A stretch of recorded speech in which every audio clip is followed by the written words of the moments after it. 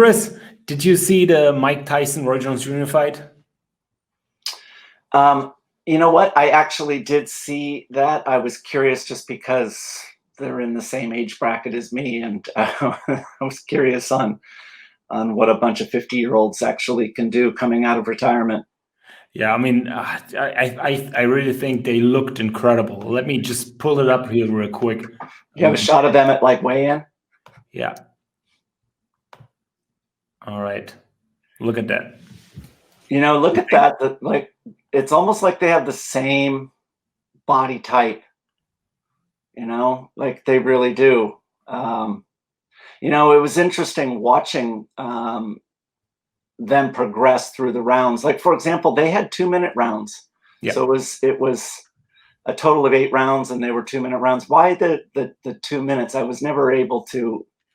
I think it was a precaution thing. I think Yeah. it was some kind of an exhibition in the past, and some, you know, the California Commission said that that would be safer for older folks. I know that Tyson really he was mad about it because he claimed to be in such good condition.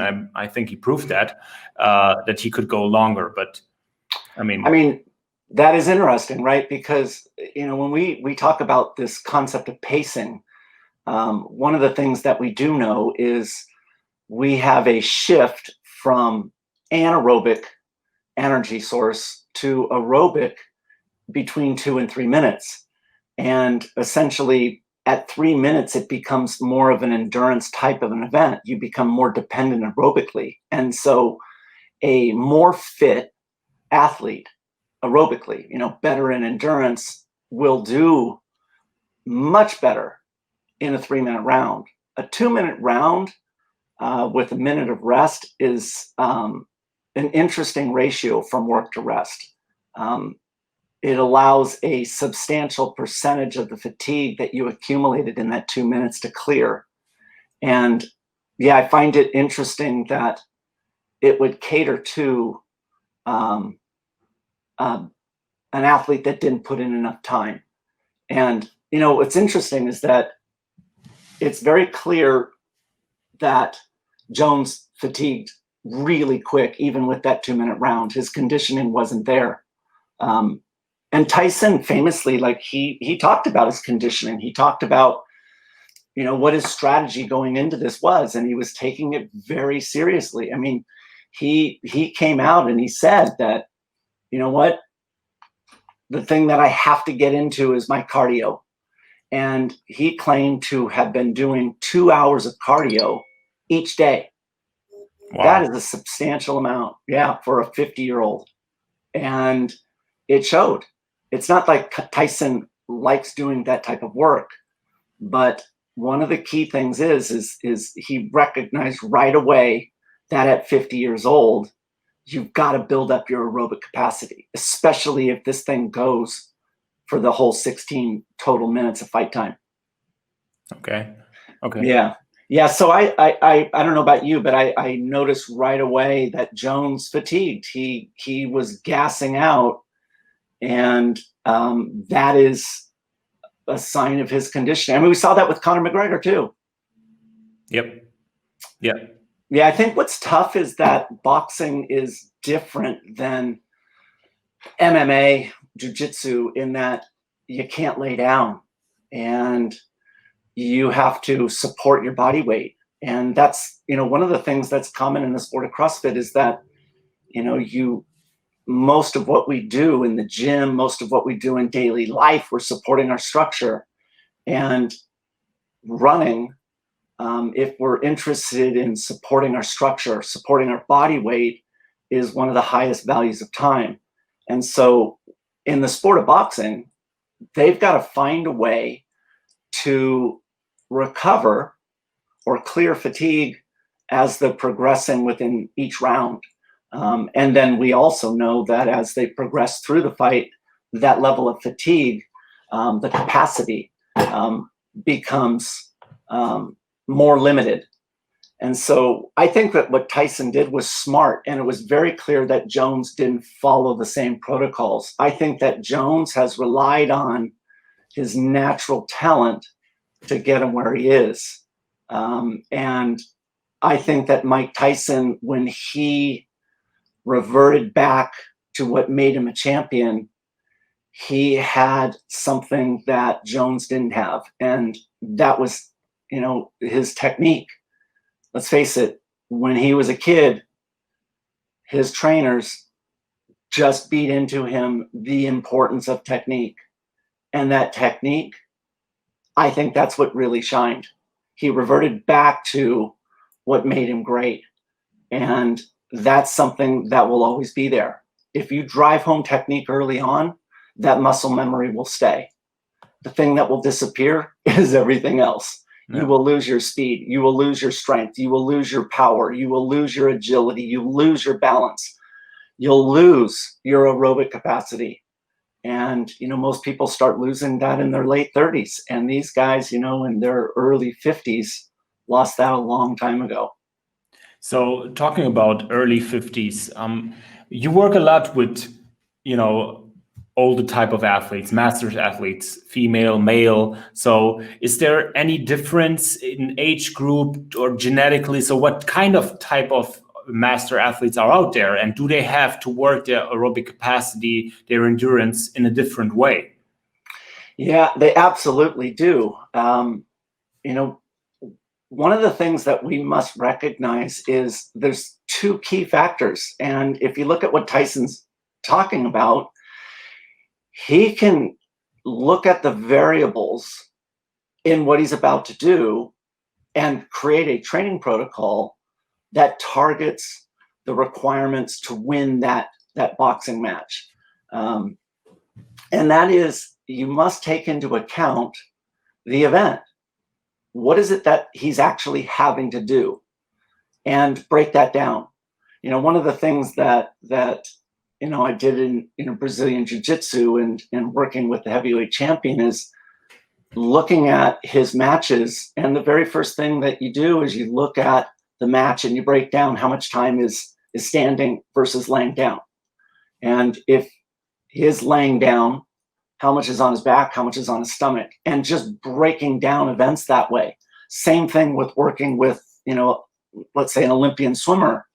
If their event is the 100 meters, they swim 50 meters out and 50 meters back, there's information about that event, isn't there?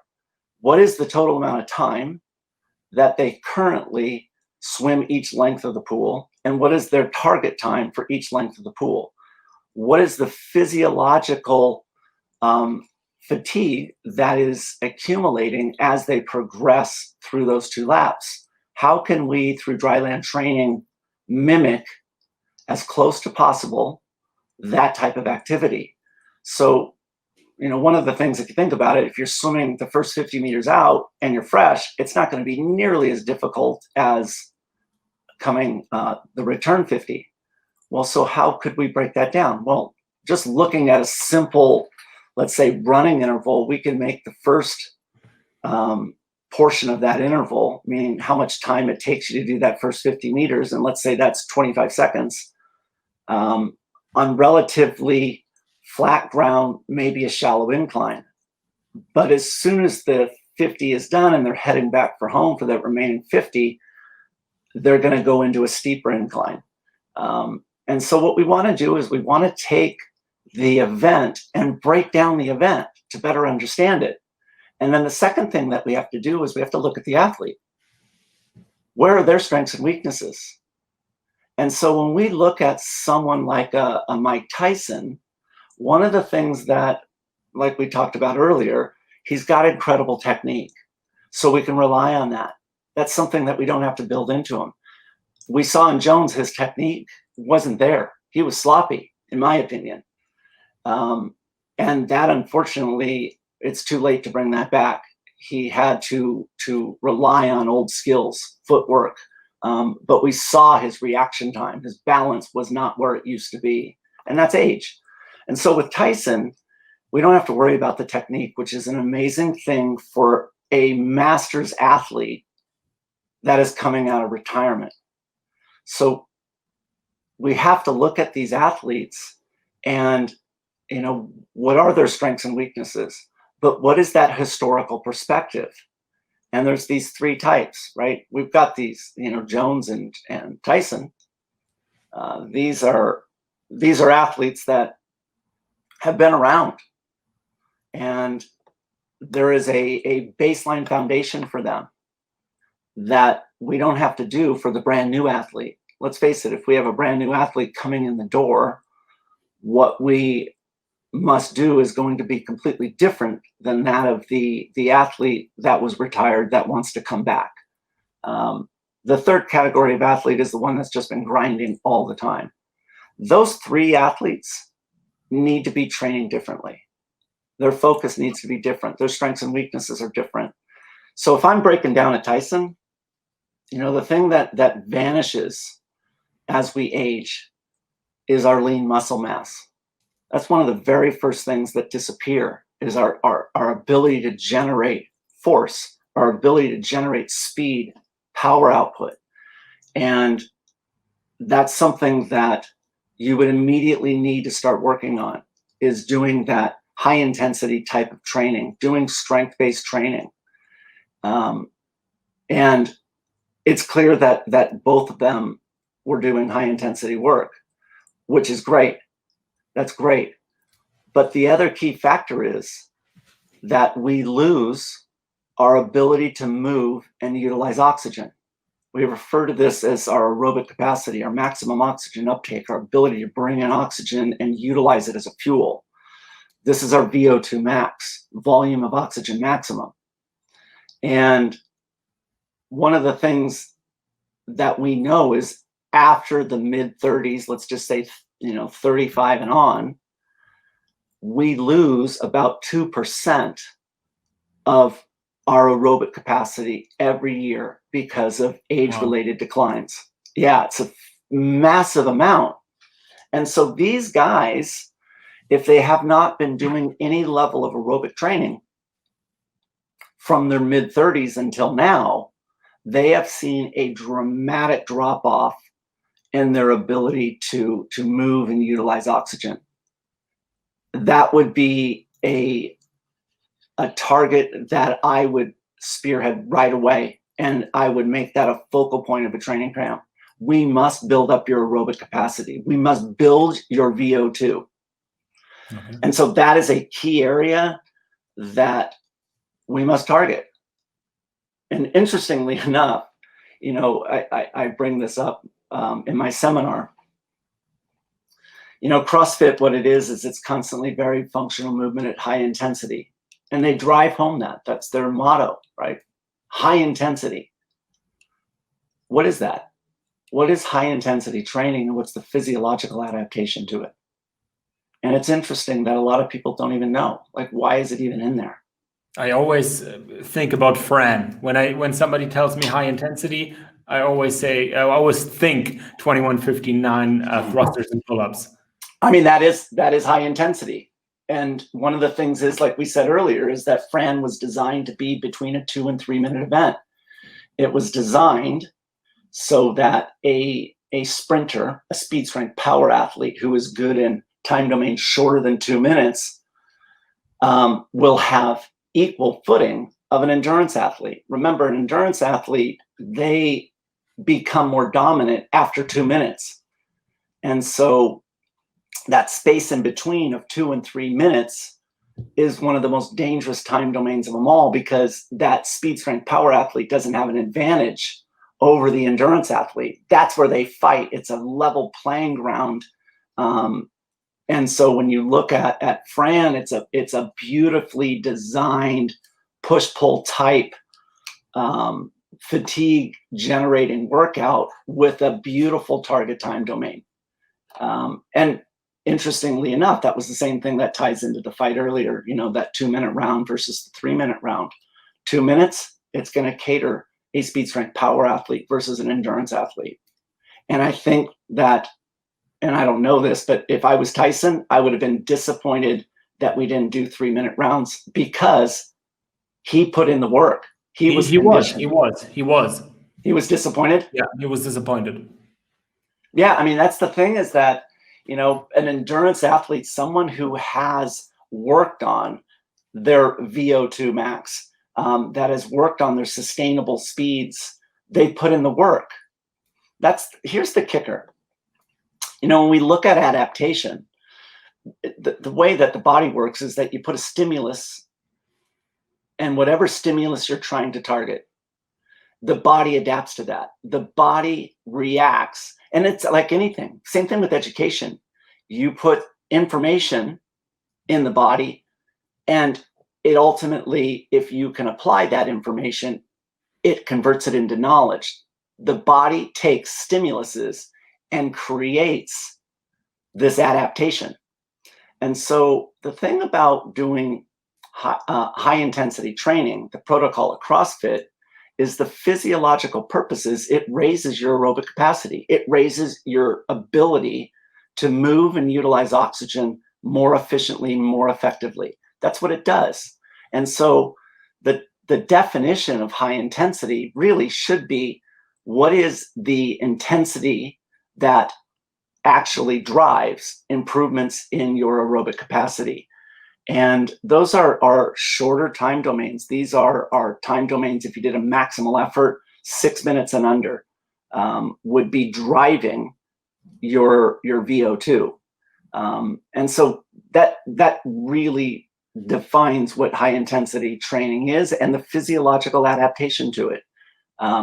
One of the things that we do know is that high intensity training is very effective for athletes that have not been doing any form of training. They see dramatic results in a very short amount of time. And that's because in about 8 to 12 weeks, you can see 80% improvement in your VO2 in the movement that you're targeting. And by the way, that's also a very important fact. You have a different VO2 max for every single movement you do. Really? So when you're doing a VO2 max test, what they do is you have to pick a movement. And most of the time they'll pick treadmill, and they'll be testing running muscles. Remember, when you're on the treadmill, the muscles are having to pull oxygen out of the bloodstream and utilize that oxygen as a fuel.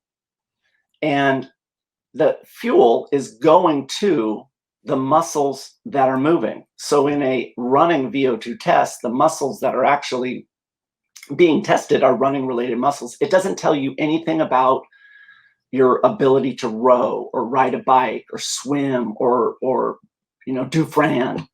It doesn't.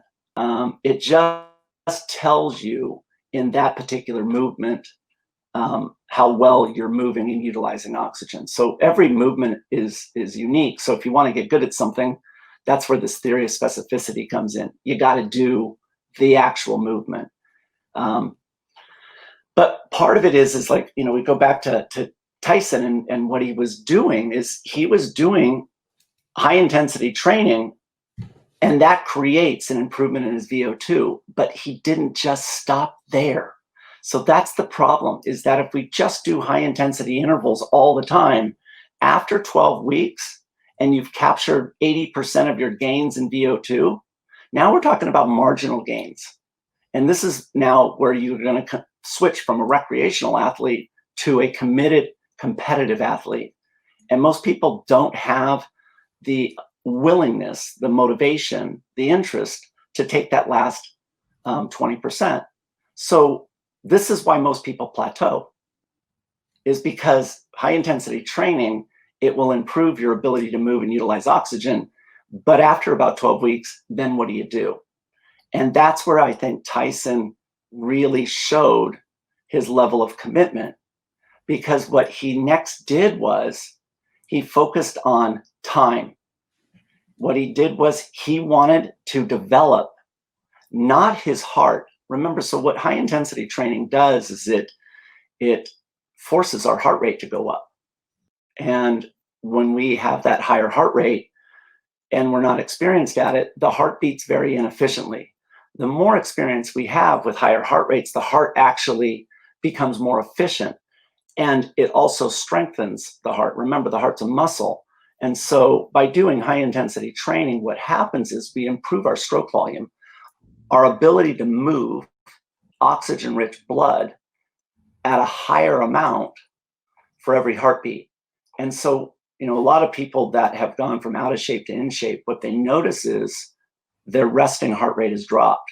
And what that is a sign of is that your stroke volume is increased, meaning you are pushing more oxygen-rich blood than you were. So you don't need to have that high heartbeat while resting. Now, when you are training and you are focused on high intensity work, that trains that heart, that trains that muscle to move that oxygen-rich blood. So that's what you see is a dramatic change in the heart's ability to move that blood. That's what the high intensity really does. The segment that takes months, years to adapt is the muscle tissue itself. So one of the things that we have to do is we have to get that oxygen-rich blood to the muscles that are moving. And that's where time comes in. If you have an athlete that has been in the game for a long amount of time, if you have an athlete that is focused on doing a minimum of 3 workouts, cardio-based workouts a week, then what you're going to see is these peripheral adaptations. You're going to see it on a cellular level where the muscles are able to pull that oxygen as a source of energy into the muscle tissue and utilize a high percentage of it. And that's one of the keys. That takes time. That takes volume. And one of the things that it doesn't matter when we work on that maximum sustainable intensity is that it doesn't matter if you're old, young, man, woman, it will continuously improve so long as you put in that time. And so, that's one of the keys that I'm surprised that happens in boxing and MMA all the time. It's very interesting to me as a CrossFitter, former CrossFit recreational athlete, is what you said a couple of minutes ago, is that a new athlete, when he starts training high intensity, he immediately gets results very, very quickly. Yep. So that phenomenon is very common to the new signed up athlete at a CrossFit box. Yep. I think that's what hooks a lot of people into becoming a CrossFitter, or staying at a gym, or being happy, But the second part that you said, when I tie that together, is when you talked about muscle tissue, that this takes a long time to develop. Is that maybe, for me as a idiot, is that maybe the reason why a lot of CrossFitters at the beginning have a lot of success, but then get injured real quick? So it's not. So the injury is a separate issue, right? So everybody runs a risk when they start out. If they ramp too quickly, there is a risk of injury. I mean, let's face it, the sport of running is riddled with high percentages of injury. And that's mostly due to the structure is just not yet ready for all of that pounding. And that's the key, is that you have to look at the athlete. So when we talked earlier, I mentioned these 3 categories of athlete. And the first one is what if you're just brand new and you walk in the gym and you're 40 years old and you've never done any type of physical activity? Well, your priority is going to be completely different than the way Mike Tyson would attack getting back into his prior conditioning. The thing is that his mindset is completely different than the person that has never done anything before. So the training protocols are different. The cycle rates of progressions are different. I mean, let's face it, Mike Tyson is not worried about getting punched in the face, but if a brand new athlete walks into a boxing gym and he's 40 years old and he's never been punched in the face, that would be a concern. And so there's differences there. And the last category is the one that's just been grinding. the person that has been grinding would do something different than what Tyson would do. And so when we look at, the entry level athlete, one of the things that we should be doing is building their foundation, building up their structure so that it is more resilient.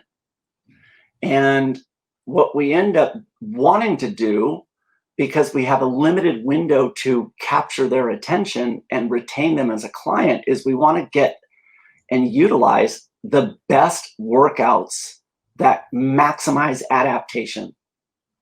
And one of the things on a brand new athlete that will create dramatic improvement in a short amount of time is high intensity interval work. Wow. But what should happen is with that brand new athlete is, you know what? We're not going to do the high intensity work, because we also recognize that any level of aerobic training on an athlete that has never done it before is going to see performance improvements. And so in my opinion, if it's a brand new athlete, my focus would be is, you know what? We need to build up the structure. We need to make sure that this individual is capable of supporting their body weight.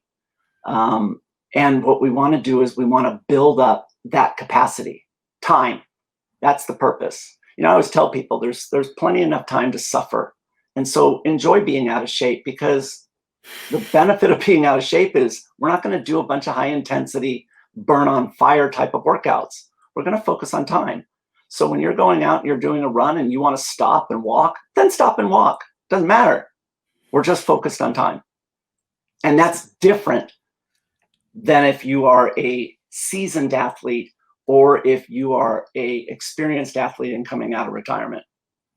How long does the muscle remember? You talked about muscle memory. So for me, as a former American football player, we played for almost 16 years. Obviously, no comparison to Mike Tyson or Roy Jones Jr., but as a returning athlete that competed at a high level. So how long does the body remember that? Does it depend on how long you did it, or how does it work? How did it work for you as a super athlete in the past? Yeah, that's the thing, is that you could hold on to your fitness, and it's age dependent. So younger athletes can hold on to their fitness much longer than a master's athlete. Master's athletes, just because their bodies are aging and beginning to fail, they can't hold on to fitness nearly as long. And so, one of the things that's often talked about is, this when you're at 50 years old, you've got about 5 weeks of time off. And after 5 weeks, you're going to be back to homeostasis. You're going to be back to how you were. And so part of the issue with masters athletes is you can't get hurt. Because if you get hurt, now you're just ticking against the clock. So, I'm a good example of that. During COVID, I've started up running again, and I was a decent runner, decent in endurance sports, but I haven't been competitive for 5-6 years. And basically coming back to it, I had to start from scratch. So this rule of about 5 weeks that for a master's athlete, that's a real concern that we have to keep an eye on, that they can't afford to get injured, and mainly because the injury will reduce their fitness, but also because they're aging, they have a tendency to get injured faster, more frequently. And so I'm sure that, Jones' camp and Tyson's camp, that was a concern. They couldn't afford either one of them to get hurt, because the chances of them recovering and then recapturing fitness would probably never happen. So when I think about like my training, I think about consistency, and I am less willing to take risk in my type of training because I don't want to get hurt. And that's a tricky balance, because ultimately, if you want to compete, then you're going to need to hurt. Wow. Yeah, there's an interesting, And there's a saying like I learned way back when, and that is that leaders, the ones that are out in front, they hurt, but the ones that are trying to keep up with the leader, they suffer. And I always think about that when I want to compete. Do I want to follow and suffer, or do I want to set the tone and hurt? But if you want to compete, and those two boys, you know what, Tyson and Jones, they're going to have to hurt in order to get to where they need to. That's great. Yeah, wow. So that's one of the key pieces is that, we really need to be looking at, and I think that the thing that we've talked about a lot here is VO2 max. We really need to be looking at high intensity interval training. It's the protocol of CrossFit, high intensity work, and the physiological adaptation to it, and the importance on it as we age. Because if you are 35 and older, your aerobic capacity is going to go away by 2% at a minimum of 2% every year, unless you do something about it. And so I think that what's really cool is that Tyson, he somehow found motivation in coming back. And I'll bet you what surprised him was his level of conditioning, that he actually trained it, and he was able to manage. I mean, this is a guy that weighs 220 pounds, manage his weight, his structure. And I bet that surprised him. And I bet you that's where his source of confidence came from. There's nothing more exciting if you can go out for an hour-long run and you don't have it be a cardio or a muscular stamina failure. It's a motivational boost. I can't believe I just ran for an hour and I'm not fatigued. And I'm sure that Tyson, when he was doing his training, he looked at it and he's like, wow, I just did a 30-minute session and I'm not gassed. I can go again. And I'll wonder if that is something that he hadn't experienced before. I mean, let's face it, 220 pounds, that is, like Jason Khalipa size. And there's not many fighters that can manage that kind of weight and keep that level of intensity up. I mean, it must have been surprising for him, because when you look at his active career, he was known for being a knockout artist at the beginning of the first or second round. Yeah, exactly. Well, I mean, so I used to go to the Tyson fights back in, I'm going to date myself. So this is like in the late 80s. And yeah, you're right. Like, I mean, he was on another level. Tyson was. He really was, in terms of his ability to fight. Like, I think that when he turned pro at 18 years old, he had, I want to say it was like, was it 28 fights or 26 fights, and 26 of them, 26 out of the 28 were knockouts. And 16 of those knockouts were in the first round. I mean, this guy was a power-based athlete. That's what he did.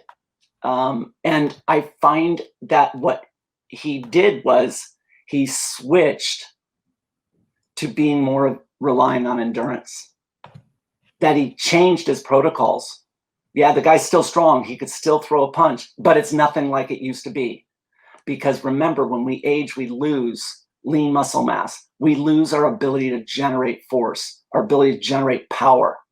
And that's going to be a fact. So how's he going to find a value? And that was where he put in those 2-hour sessions. That, to me,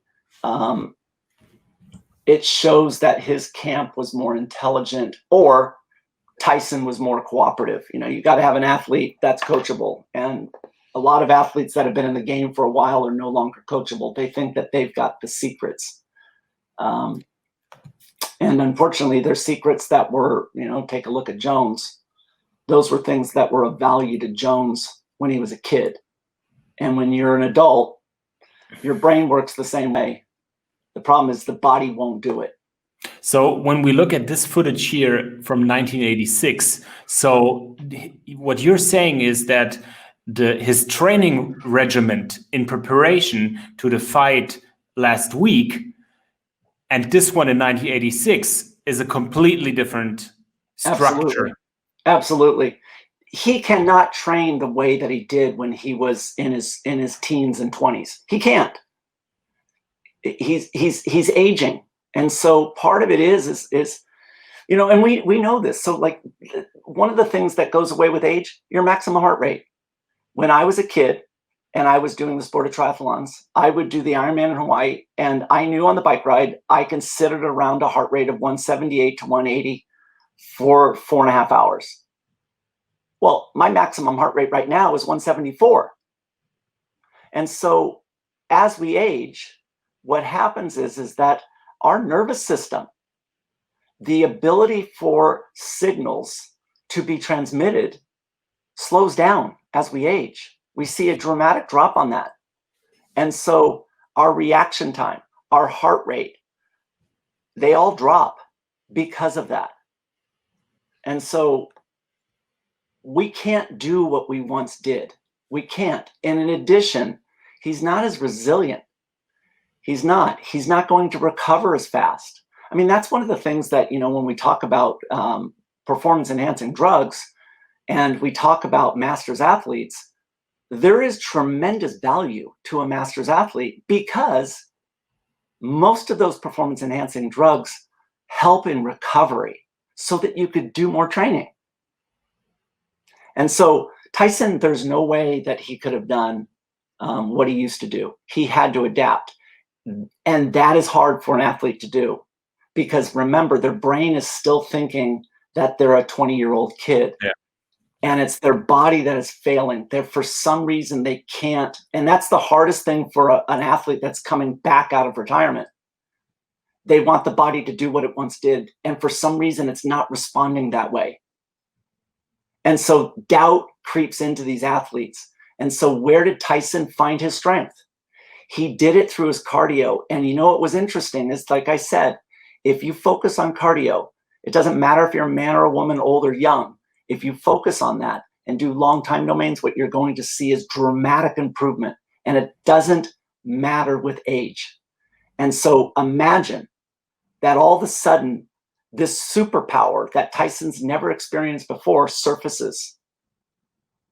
And he is starting to do things that he's never done before as a kid.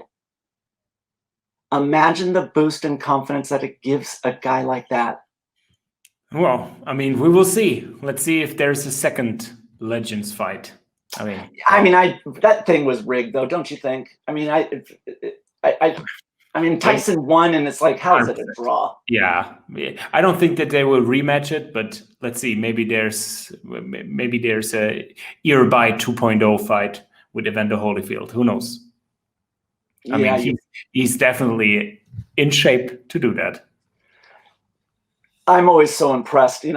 For me, it's I've had biopsies in my arms, my legs, and I'm 88% slow twitch. I'm never going to have that kind of power or that kind of strength. But I gotta say, Evander Holyfield, if you haven't seen a photo of him, how does the guy look so good? It's like the amount of work that I do, and I think like I can't do any more work than I'm already doing. And Holyfield, boy, he's just a Greek god. Yeah, incredible. But I think that's also something that's important. We haven't talked about it, and I think that's something for a later conversation is diet. It's very important if we're talking about neurological issues with age, tissue repair with age. Diet has a lot to do with that. Diet does. We certainly can't eat what we used to eat when we were young, and we certainly can't eat as much. No.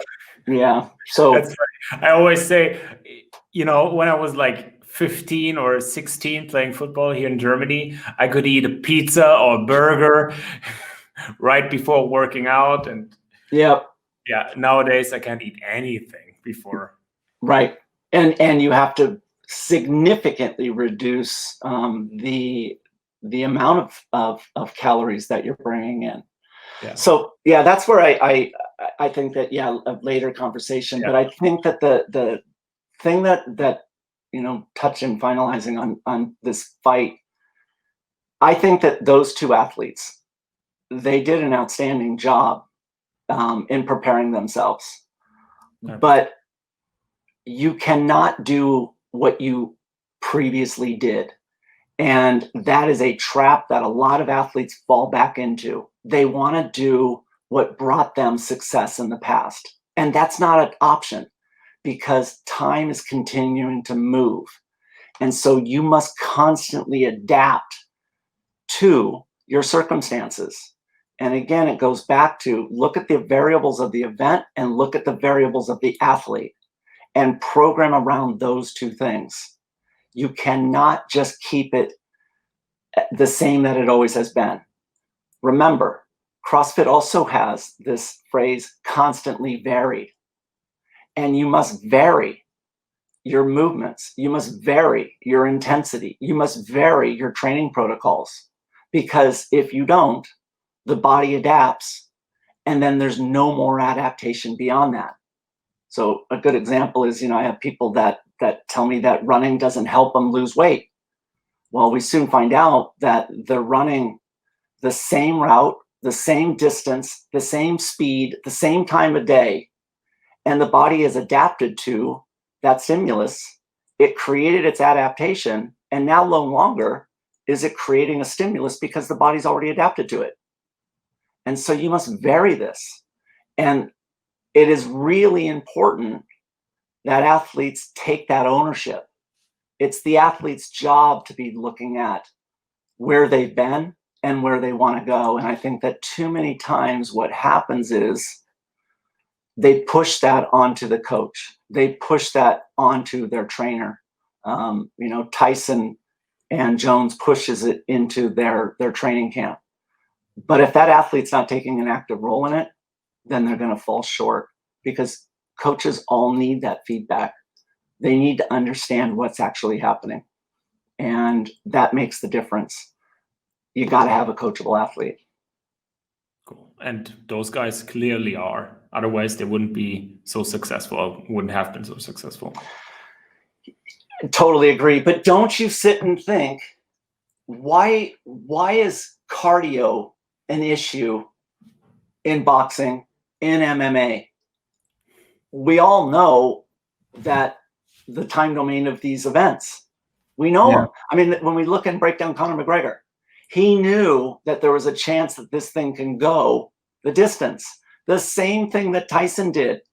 Tyson could have easily just reverted back to how he trained as a kid and just said, you know what, I got to knock this guy out in one round. I have to, because I don't have the stamina. I don't have the endurance to last 8 2-minute rounds. I don't have it. But he didn't. He looked at the total amount of time and he says, you know what I got to do? I got to be able to last 24 total minutes in that ring, 16 of them standing on my feet fighting. And that's the difference.